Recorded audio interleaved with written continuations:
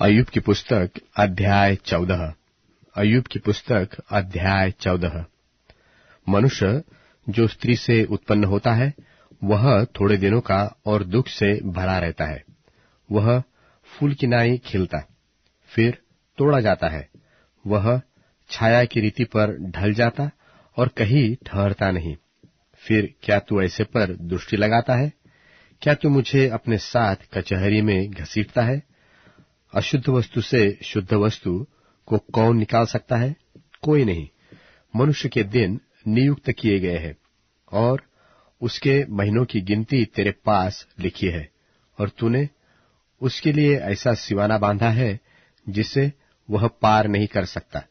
इस कारण उससे अपना मुंह फेर ले कि वह आराम करे, जब तक कि वह मजदूर की नाई अपना दिन पूरा न कर ले। वृक्ष की तो आशा रहती है कि चाहे वह काट डाला भी जाए तो भी फिर पनपेगा, और उससे नर्म नर्म डालियां निकलती ही रहेगी। चाहे उसकी जड़ भूमि में पुरानी भी हो जाए और उसका ठुंड मिट्टी में सूख भी जाए, तो भी वर्षा की गंध पाकर वह फिर पनपेगा और पौधे की नाई उसमें शाखाएं फूटेगी। परंतु पुरुष मर जाता है और पड़ा रहता है। जब उसका प्राण छूट गया तब वह कहाँ रहा?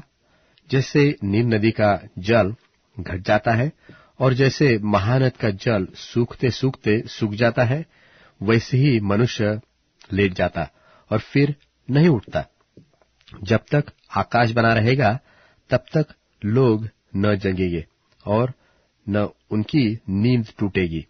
भला होता कि तू मुझे अधोलोक में छिपा लेता, और जब तक तेरा कोप ठंडा न हो जाए तब तक मुझे छिपाए रखता, और मेरे लिए समय नियुक्त करके फिर मेरी सुधि लेता। यदि मनुष्य मर जाए तो क्या वह फिर जीवित होगा? जब तक मेरा छुटकारा न होता तब तक मैं अपनी कठिन सेवा के सारे दिन आशा लगाए रहता। तू मुझे बुलाता और मैं बोलता। तुझे अपने हाथ के बनाए हुए काम की अभिलाषा होती, परंतु अब तू मेरे पग पग को गिनता है। क्या तू मेरे पाप की ताक में लगा नहीं रहता? मेरे अपराध छाप लगी हुई थैली में है, और तूने मेरे अधर्म को सी रखा है। और निश्चय पहाड़ भी गिरते गिरते नाश हो जाते हैं, और चट्टान अपने स्थान से हट जाती है, और पत्थर जल से घिस जाते हैं, और पृथ्वी की धूलि उसकी बाढ़ से बहाई जाती है। उसी प्रकार तू मनुष्य की आशा को मिटा देता है। तू सदा उस पर प्रबल होता और वह जाता रहता है। तू उसका चेहरा बिगाड़कर उसे निकाल देता है। उसके पुत्रों की बड़ाई होती है और यह उसे नहीं सूझता, और उनकी घटी होती है परंतु वह उनका हाल नहीं जानता। केवल अपने ही कारण उसकी देह को दुख होता है, और अपने ही कारण उसका प्राण अंदर ही अंदर शोकित रहता है।